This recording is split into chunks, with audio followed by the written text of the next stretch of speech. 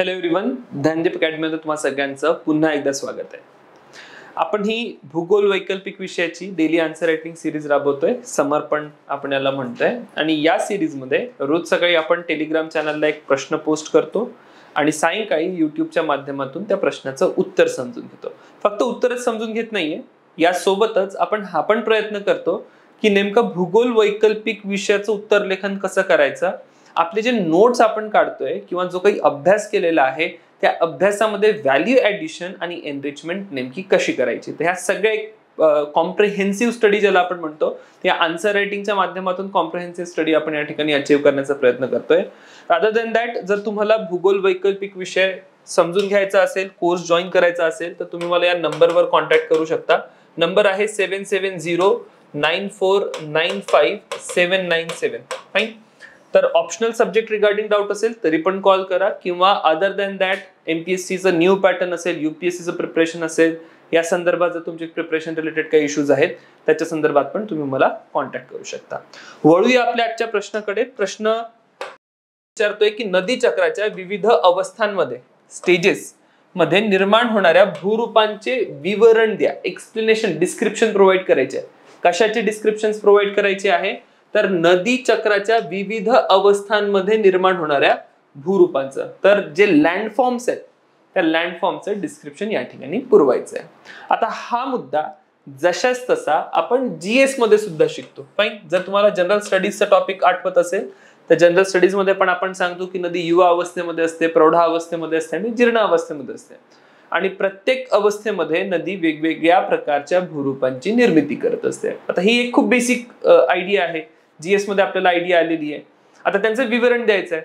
तर जीएस मध्ये पण आपण तोच मुद्दा शिकतो की ही नदीची जी काही भूरूप आहे ती नेमकी कशी निर्माण होतात, काय काय त्यांची वैशिष्ट्ये आहे, काय बारकावे आहेत, त्यांच्या आकृत्या कशा आहेत. राईट. एव्हरीथिंग जीएस मध्ये झालेलं आहे. कंटेंट जो आहे या पर्टिक्युलर पार्टचा, तो जीएस मध्ये जसा कंटेंट असतो तशाच तसा कंटेंट या ठिकाणी वापरायचा आहे. पण चेंजेस काय करायचे, इथेच तो मुद्दा येतो की जेव्हा आपण जीएस वरनं जिओग्राफी ऑप्शन कडे जातोय तर नेमका चेंज काय करायचा आहे. तर चेंज सांगतो. सगळ्यात पहिले या ठिकाणी शब्दांकडे लक्ष द्या. शब्द काय विचारलेत? नदी चक्राचे. ठीक आहे. रिव्हर सायकल आणि स्टेजेस, वेगवेगळ्या स्टेजेस मध्ये निर्माण होणारे जे काही भूरूप आहेत ते सांगत आहात. रिव्हर सायकलची चर्चा करत आहात. जनरली आपण जेव्हा जीएस मध्ये शब्द प्रयोग करतो तर रिव्हर सायकल वगैरे शब्द प्रयोग करत नाही. तिथे आपण फक्त एवढं सांगतो की नदीचे वेगवेगळे टप्पे असतात आयुष्याचे, युवा, त्यानंतर प्रौढ आणि जीर्ण अवस्था, त्यामध्ये वेगवेगळे भूरूप निर्माण होतात. आता जेव्हा नदी चक्र या ठिकाणी चर्चेस घेतलंय किंवा स्टेजेसची चर्चा करतो आहोत तर सगळ्यात पहिलं नाव आपल्या डोक्यामध्ये आलं पाहिजे ते म्हणजे डेव्हिस. फाईन. तर मी इथे थोडंसं स्मार्टली इंट्रोडक्शन मध्ये काही लिहिलेलं नाहीये, जाणबुजून लिहिलेलं नाहीये. मला सांगायचं होतं की या ठिकाणी जर तुम्ही ऑप्शनल मध्ये उत्तर लिहितात, नदी चक्राची चर्चा करत आहात, तर पहिलं नाव डोक्यामध्ये जे आलं पाहिजे ते विल्यम मॉरिस डेव्हिसचं आलं पाहिजे. तुमची ओपनिंग लाईन असली पाहिजे की नदी चक्राची संकल्पना विल्यम मॉरिस डेव्हिस यांनी मांडली. फाईन.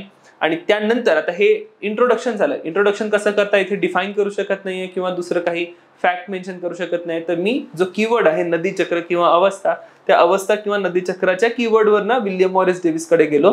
विल्यम मॉरिस डेव्हिसचा उल्लेख केला, नदी चक्राची त्याच्या संकल्पनेचा उल्लेख केला. त्यांनी स्टेजेसची चर्चा केली की वेगवेगळ्या स्टेजेसमध्ये किंवा वेगवेगळ्या अवस्थांमध्ये भूरूपांची निर्मिती होत असते. फाईन.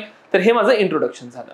आता पुढचा मुद्दा जो अगेन मी या ठिकाणी मेन्शन केलेला नाहीये तो म्हणजे मी डेव्हिस कडनंच बॉरो करतोय. डेव्हिस कडनंच अजून एक कॉन्सेप्ट आणतोय.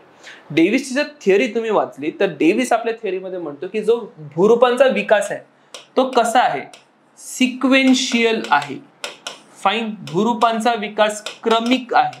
तर जेव्हा डेव्हिस म्हणतोय की भूरूपांचा विकास क्रमिक आहे तर डेव्हिस ऍक्च्युली काय सांगतोय? डेव्हिस म्हणतोय की वेगवेगळ्या टप्प्यांमध्ये किंवा वेगवेगळ्या स्टेजेसमध्ये वेगवेगळी भूरूप निर्माण होतात. आणि हे मुद्दे जेव्हा तुम्ही लिहिता बघा, कंटेंट अल्टिमेटली जीएस आहे. मी दुसरा कुठलाच कंटेंट आणत नाही. मी फक्त 4 ओळी ऑप्शनलच्या वापरतोय. डेव्हिसचं नाव, डेव्हिसचा सिक्वेन्शियल डेव्हलपमेंट ऑफ लँडफॉर्म आणि डेव्हिसने सांगितलेलं प्रत्येक टप्प्यामध्ये वेगवेगळ्या प्रकारची भूरूप निर्माण होतात.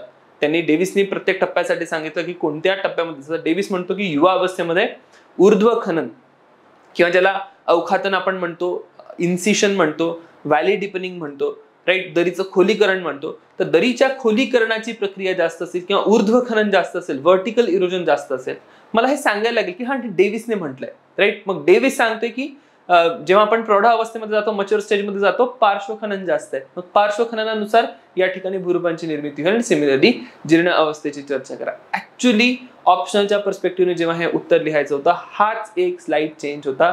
डेव्हिसचं नाव आलं पाहिजे, डेव्हिसची सिक्वेन्शियल डेव्हलपमेंट ऑफ लँडफॉर्मची कॉन्सेप्ट या ठिकाणी रिफ्लेक्ट झाली पाहिजे. फाईन. बाकी उत्तर जे तुमचं असेल तेच माझं असेल. माझ्या उत्तरामध्ये तुमच्या उत्तराच्या कंटेंटमध्ये ऍज सच काही फरक पडणार नाही. तुम्ही चर्चा करणार घळईची, व्ही आकाराच्या दरीची, धबधब्यांची, त्यानंतर मैदानांची, वाळूचे जे ढिगारे आहेत, वृद्ध अवस्थेमध्ये पंखाकृती मैदानं आहेत किंवा डेल्टा आहे, अशा प्रकारचे डेल्टाची आपण या ठिकाणी चर्चा करतोय. नदीच्या भागामध्ये काही पंखाकृती मैदानं निर्माण होते, त्याची आपण चर्चा करतोय. तर हे सगळे मुद्दे तुमचे आणि माझे सारखेच असेल. फक्त फरक काय असेल, तर फरक असेल सुरुवातीचा, जिथे मी ऑप्शनलचा काही कंटेंट यूज केलाय. नाउ कन्क्लुजन कडे जाऊया. नाउ कन्क्लुजन करत असताना काय करू शकतो, तर कन्क्लुजन करत असताना तुम्ही पुन्हा पेनकडे घेऊन जाऊ शकता. वारंवार सांगतोय की एका थेरीचं कनेक्शन दुसऱ्या थेरीमध्ये घेऊन जा, किंवा एका टॉपिकला दुसऱ्या टॉपिकशी लिंक करा, एका सब्जेक्टला दुसऱ्या सब्जेक्टशी लिंक करा. That is best way to conclude. ठीक आहे. तर पेंग बद्दल तुम्ही या ठिकाणी चर्चा करा की ठीक आहे, डेव्हिसने ही संकल्पना सांगितली, भूरूपांचा विकास सिक्वेन्शियल आहे, क्रमिक आहे, अशा प्रकारे भूरूप विकसित होतात. पण पेंकने जे नदी चक्र आहे, नदी चक्राची संकल्पना अधिक स्पष्ट केली. अशा प्रकारचे एक जेनेरिक बट पेंगशी रिलेटेड कन्क्लुजन मी या ठिकाणी लिहितोय. थोडसा डायग्राम पण ड्रॉ करा. तर या ठिकाणी तुम्ही बघू शकता की बऱ्यापैकी डायग्राम ड्रॉ केलेली आहे की युवा अवस्थेमध्ये नदी कशा प्रकारचे भूरूप निर्माण करेल, प्रौढावस्थेमध्ये आणि जीर्ण अवस्थेमध्ये. तर ह्या डायग्राम तुम्हाला डेव्हलप करायला लागतील.